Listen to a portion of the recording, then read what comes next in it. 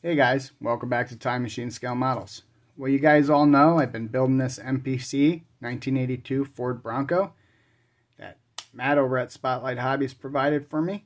We did the unboxing, we took a look, and now we are building. So this is the first update on it, and as you can see to my left, we've got the engine put together and put in the chassis, and we're going to take a look at it. So stick around.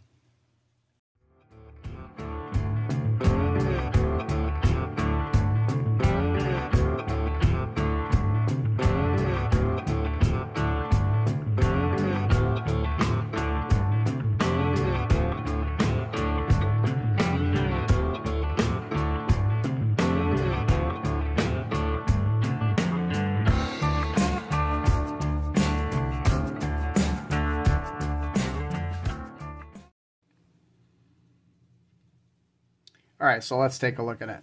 So, things I'm happy about is the chassis and the suspension. They build up fine.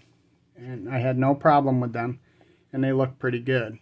Let me talk about this front suspension here and the differential. This, in the instructions, it shows that there is a skid plate. Notice where my thumb is. That mounts on the differential housing. Okay. If you don't use that skid plate, there's a large hole in the bottom of the differential housing. Well, what I did was I filled it in because every reference photo that I looked at for a 1982 Ford Bronco does not have any type of skid plate there. So I filled it in with super glue and some baking soda. And then I reshaped it, sanded it up and everything, cleaned it up. But like I said, the suspension went together pretty well. It was a breeze, no problems.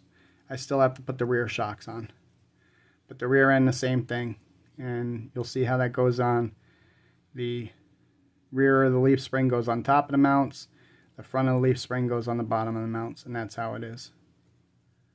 Alright. Let's talk about what I'm disappointed about. Alright. The engine lacks detail, number one. We already knew that. But you'll notice that the chrome air cleaner is in place instead of the stock air cleaner. And the reason why the stock air cleaner is not in place is because it interferes with the distributor. You won't be able to run the distributor if you use the stock air cleaner.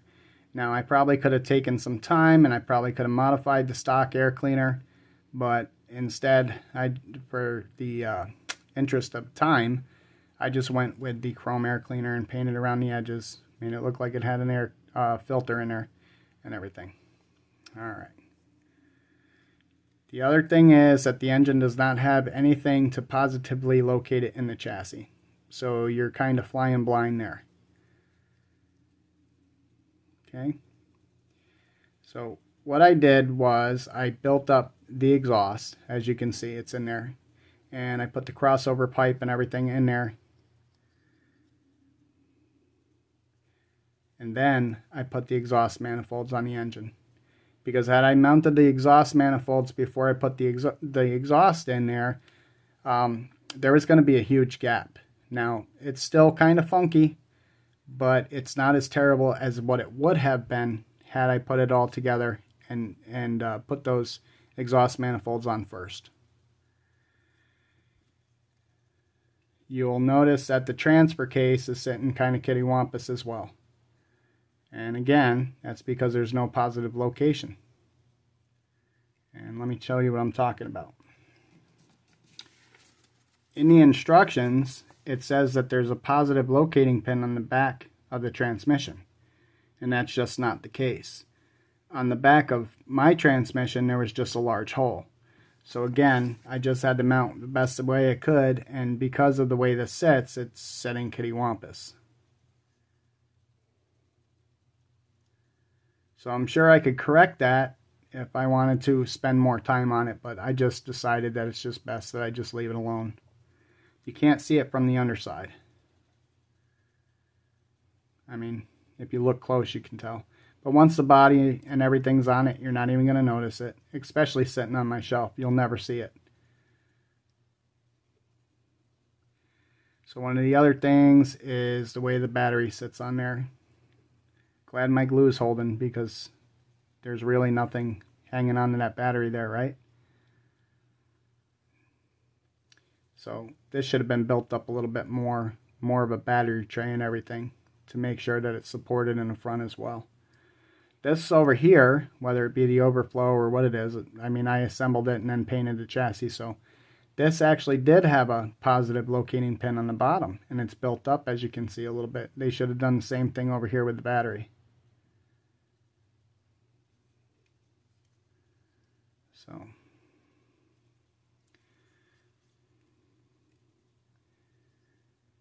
like I said, the chassis is solid, and I'm telling you now, if you spent a little bit of time, you could fix all these. You could remedy all these little things in there, or you can get a different engine and transmission combination, and you can put them in there for a little more added detail. But as far as the chassis is concerned, the chassis is great. You know, I don't have any issues with the chassis. It builds up really good. It's solid, and everything has positive locator pins, so everything fits. It goes together really well, the chassis. I have no twists or anything. There's no warps in anything that I can tell, the body nor the chassis. So the foundation is solid, and now we're going to move on to the interior and the body, and we're going to concentrate on trying to get a decent looking paint job, and maybe it'll look pretty good from the outside. Alright guys, I hope you enjoyed this video, and I hope you know, it gave you a good look at what to expect if you get this kit. Thanks for watching.